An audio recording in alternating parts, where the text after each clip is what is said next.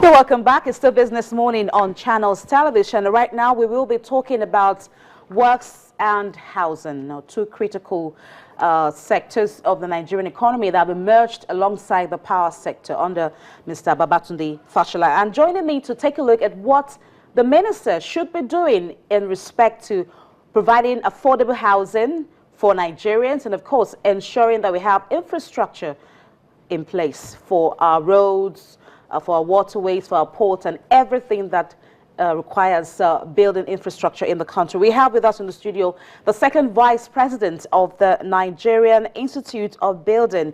It is Mr. Kunle Awobodu. Thank you, Mr. Awobodu, for coming on the program. Good morning. Yeah, before we go into what Fashola should be doing at this point in time, or what you expect him to do, let's start off from the last administration, which I know you have also worked with them at some point. Now, how would you assess the performance in terms of providing affordable housing for the country? Well, as of now, Nigeria has suffered or is still suffering from paucity of housing units. We are recording a deficit of about 70 million housing units. And to overcome this is quite an Herculean task. We'll be having series of policies and structure towards attaining this massive objective. But most of them have not really come to fruition. The expected goals has not been achieved. The major issue about the policy is in the area of quantity and quality, and the issue of finance.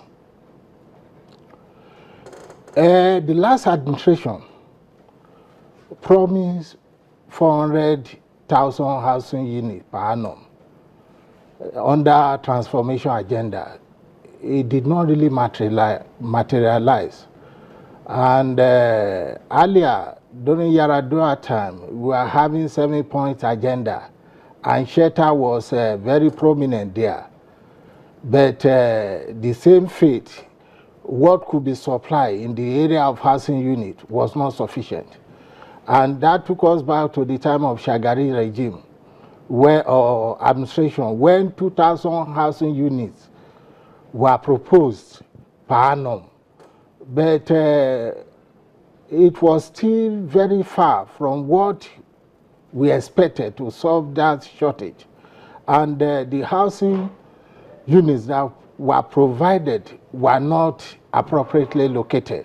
For instance, the Shagari housing estate in Ibadan, Egbeda, was far from the town, and nobody could occupy it for so many years. It was a waste of resources. And then the construction itself suffered in quality and space. So the challenge before the former governor of Lagos State, Raji Fashola San, is of Herculean task. One, the construction industry or construction companies are heavily owed, up to the tune of 600 billion naira. He is going to cope with this great challenge. You can relate his own experience to that of Alhaji Jakonde. Alhaji Jakonde was able to establish mass low-cost housing scheme in Lagos State. Based on this achievement, he was invited to federal level to replicate this. He got there, but it was very ephemeral, so no significant achievement was made. Now, if time permits Governor Fashola to execute some of this program, I believe he should be able to make a difference, despite the terrible financial state of the nation. Now, what he needs to do is not to waste his time trying to formulate new policies, because we've been having national housing policies since 1991, and these have been reviewed 2006, 2008. So what he should do is to invite stakeholders in the built environment professional bodies, the architects, the bodies of the architects, NIA, NLB, NITP, NIS, NIQS, NIVES, and all of them should come together, and NSC, the engineers. They have done a lot of work, a lot of research, a lot of homework that this government can benefit from. He can as well replicate his approach in Lagos when he brought leaders of the 7 professional bodies together under General Rees. He established a technical committee that will resolve perennial challenges in the physical planning sector. And it was a great achievement for him. So he should try to approach this professional body. So you mean that if it puts together and brings them all under one umbrella, these professional bodies, it would achieve much at the federal level? Yeah, Nigeria is much bigger than Lagos. It's much bigger than Lagos. Some people are of the view that it could face stiffer challenges up there than what it faced in Lagos. Yes, that is natural because of the... But don't let us forget that Nigeria is microcosm of Lagos. Lagos is a good example of the largeness or the Nigeria encompassed together. So he should be able to overcome such a problem. And in the area of roads, infrastructure, he has a lot of challenges to cope with, but they are surmountable. If he's able to pay some of these construction companies, then check, also apply his methodology in Lagos, where he review the thickness of those asphalts. Because in Lagos before, you will just lay an asphalt of about 37 mm on laterite soil. And after the rainy season, you will start to observe some potholes. So he now thought that why not, instead of all these temporary and unstable roads, why not construct the roads that could stand the test of time? So that is why, like this Lagos-Ibadan Expressway that has about 600 stone base, 600 MMT stone base, and asphaltic material of about 300 mm. If they stick to that specification, I believe we will be constructing roads that will last for a very long time, durable indeed, all over the country. We'll get back to the issue of roads, but I want us to talk more about an issue which has to do with the debts that were incurred under the past leadership in the country. How do you expect them to pay for this debt, knowing fully well that the government is really looking for how to generate more revenues? So how does it cope with the challenge of settling that debt while also thinking of how to get in more funds to continue with its projects? Yeah, well, there could be some form of bailout, because according to FOSI, Federation of Construction Industry, most of these major construction industry have laid off their workers. Over 50% of the Los Valle workers have been laid off. Likewise, most of them.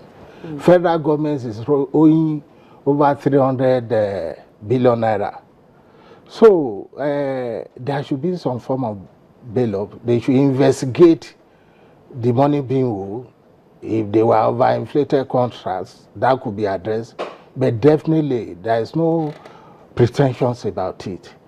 The construction industry in Nigeria now is at a distress. You mentioned the Lagos-Ibadan Expressway. Which other major infrastructure do you think that the minister should address? Some people have talked about the East-West Road.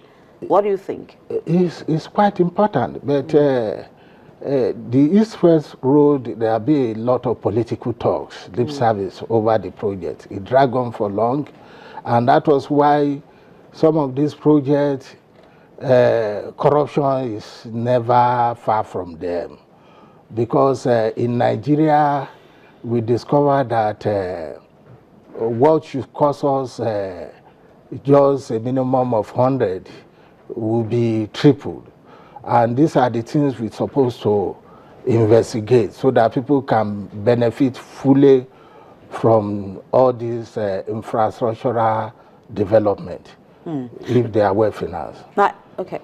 In terms of mortgage finance and mortgage refinancing, what do you expect the present minister to do? Yes, during one of the great achievements of the past regime, Jonathan, during this program of transformation agenda, was that they were able to obtain $300 million from the World Bank towards refinancing our mortgage institutions in Nigeria.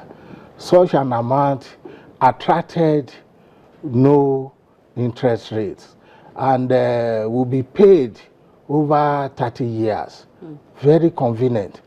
So if Governor Fashola could access such a loan through the Ministry of Finance, I believe mortgage issue will also be properly addressed. And there is this also the issue of pension fund. We have a lot of sufficient. So you think that some of the pension funds should be channeled to the mortgage industry? Financing, if it is properly monitored and corruption is checked accordingly, I think it will be an investment we will not regret.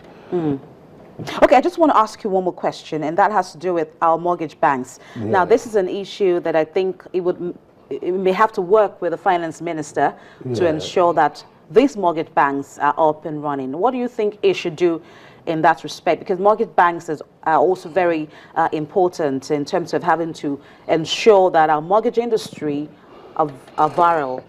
Yes. Well, this issue of mortgage was also a critical issue in Lagos, where he has to introduce homes towards mortgage schemes. So in this case, the mortgage system really needs to be revitalized.